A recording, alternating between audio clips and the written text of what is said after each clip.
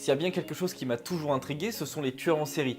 J'ai toujours voulu comprendre l'aspect psychologique de la chose. Alors quand j'ai vu qu'une série allait être centrée là-dessus, et qu'en plus elle semblait bien en parler, t'as pas pu t'en empêcher, hein. J'ai regardé la première saison en 2 jours. Bref, je suis Sam et aujourd'hui je ne suis pas tout seul puisque je suis accompagné de Harley, de la chaîne Harley Cat, et ensemble on va vous présenter Mindhunter. D'ailleurs, petite remarque concernant le décor, vous l'avez vu, il a changé et il n'a pas fini de changer puisqu'on va rajouter quelques petites choses au fur et à mesure, mais voilà, c'était une petite remarque avant de continuer. It's not easy butchering people. It's hard work. Physically and mentally, I don't think people realize you need to vent.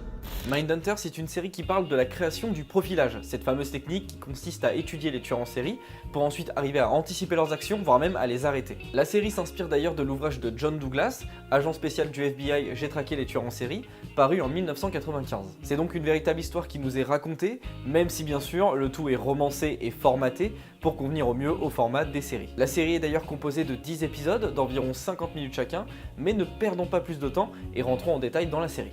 Psychopaths are convinced that there's nothing wrong with them, so these men are virtually impossible to study. Yet you have found a way in near perfect laboratory conditions. Hello, ladies. 2 agents du FBI, Holden Ford et Bill Tench, se lancent dans une étude dans l'esprit des meurtriers, ce qui donnera naissance au profilage moderne. Ils se rendent donc dans différentes prisons afin d'interviewer différents tueurs en série, et ils vont très vite utiliser ce qu'ils ont appris en prison sur le terrain. Dès le début, nous sommes guidés par la curiosité de l'agent Ford, et très vite cette curiosité va devenir le moteur de la série. A savoir que Mindhunter n'est pas du tout une énième série policière, avec 2 agents du FBI qui traquent les méchants psychopathes. Elle les étudie, elle se concentre plus sur l'impact émotionnel et sur la violence que va avoir cette étude, que ce soit auprès des 2 agents du FBI ou sur les psychopathes. Pour que ce soit plus clair, Mindhunter en 10 épisodes nous confronte à la psychologie de personnes malades, et on constate l'impact que ça va avoir sur ceux qui veulent les aider, qui veulent les comprendre pour pouvoir mieux les stopper. Comme dit précédemment, les 2 agents du FBI vont rencontrer plusieurs tueurs en série, mais ce n'est pas moi qui vais vous les présenter, puisqu'aujourd'hui j'ai fait appel à une spécialiste. Harley, à toi l'honneur. Merci à toi Sam et salut à tous.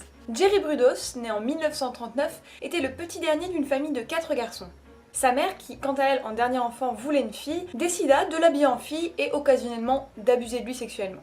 Une enfance au top du top donc. Déjà petit, Brudos se prit d'intérêt pour les sous-vêtements féminins et les talons.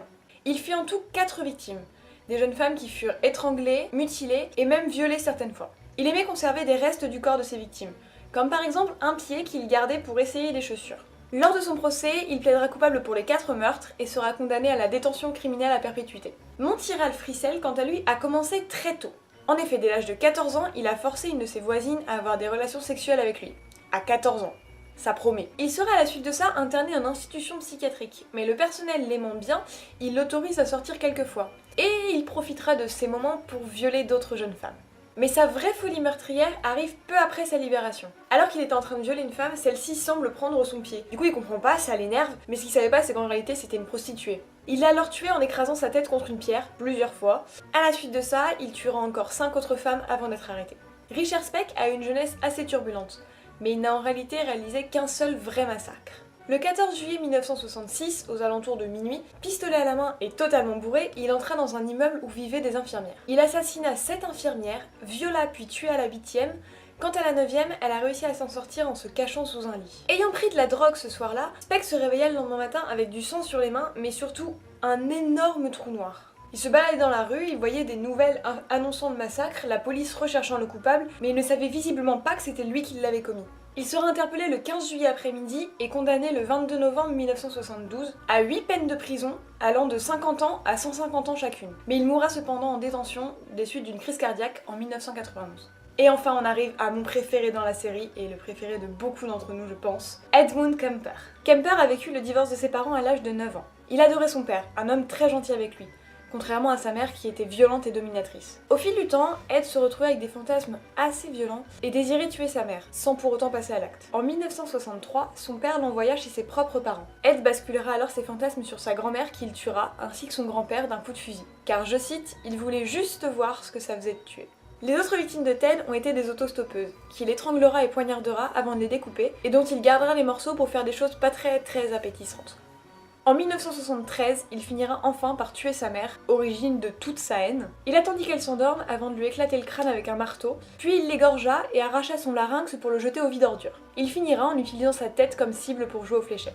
Ah, les activités en famille, on n'en parle pas assez. Il fut finalement condamné à la détention criminelle à perpétuité, et il est encore toujours vivant et enfermé. Il faut savoir que la série prend son temps, ne vous attendez pas à avoir une enquête et une résolution à chaque épisode. La puissance de cette série, c'est qu'elle pose les bases de quasiment toutes les séries policières que vous connaissez aujourd'hui. Série que l'on trouve particulièrement à chier. Tout à fait. Et pour ma part, je trouve ça très bien qu'elle prenne son temps, parce que comme ça, on a plus de temps pour profiter du prochain point. It is our job to electrocute them. We can't like everything we do. We're talking to serial killers. Serial killers. New terminology. I'm trying to warn you, your attitude is gonna bite you in the ass. Je dois vous l'avouer, je suis une véritable bite lorsqu'on parle de notion d'esthétisme. Je ne suis pas capable de vous expliquer concrètement pourquoi est-ce que je trouve une série jolie ou pourquoi est-ce que je la trouve moche. Mais putain que cette série est magnifique. Les plans sont travaillés, la photo est géniale, les couleurs sont sublimes, et pour vous dire, encore une fois, moi qui suis une vraie bite, j'ai quand même réussi à discerner quels épisodes étaient faits par David Fincher ou n'étaient pas faits par David Fincher.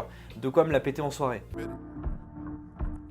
Ouais, je viens de terminer Mindhunter, ouais. Ah non mais l'esthétisme, mais c'est sublime dans cette série, hein. Pardon, oui, du pur Fincher, du pur Fincher. Ah non mais pour te dire, hein, moi je l'ai reconnu même au premier coup d'œil, hein. Bon après, oui, c'est pas donné à tout le monde, mais voilà, moi je l'ai quand même reconnu du premier coup d'œil, ouais. Waouh, mais mec, mais c'est fou ta technique de drague, mais t'as déjà pensé genre à ouvrir une chaîne YouTube, peut-être pour aider les gens qui arrivent pas à draguer et tout, t'as vu, ou j'ai besoin d'en faire plus, ou t'as compris?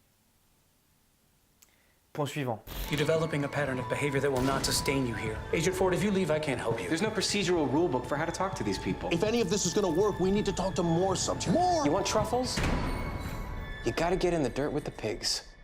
On soit d'accord tout de suite, les personnages sont très bien écrits. Leur psychologie est très bien retranscrite, mais ça on le doit beaucoup aussi aux acteurs. Le trio principal Wendy, Bill et Holden fonctionne très bien, même si bien sûr Holden reste toujours le personnage principal. D'ailleurs en parlant d'Holden, sa romance avec Debbie fonctionne très bien, et ça nous propose quelques petits moments de répit, mais ils sont pas inintéressants pour autant. Leur rivalité, ils n'arrêtent pas de s'analyser l'un l'autre, fonctionne très bien et on a du plaisir à suivre leur romance. On voit que les acteurs sont à fond dans leur rôle, qu'ils aiment jouer dans cette série et surtout qu'ils ont plaisir à nous plonger dans cette intrigue. En conclusion, cette série est pour moi un véritable bijou et vous devez la voir. Elle est parfois un peu lente, c'est vrai, mais tout le reste est tellement parfait que je ne peux que vous la conseiller. Alors oui, on sent que je suis en manque d'arguments pour cette conclusion, mais allez juste regarder Mindhunter, d'accord? Faites-moi plaisir et allez regarder Mindhunter.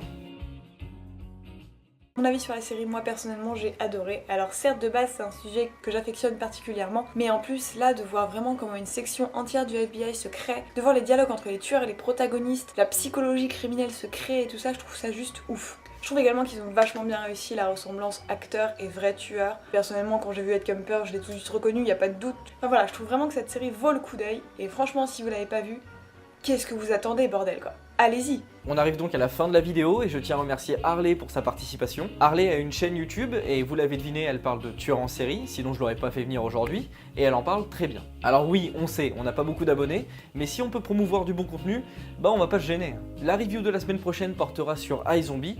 En attendant, c'était Sam et on se dit à la semaine prochaine.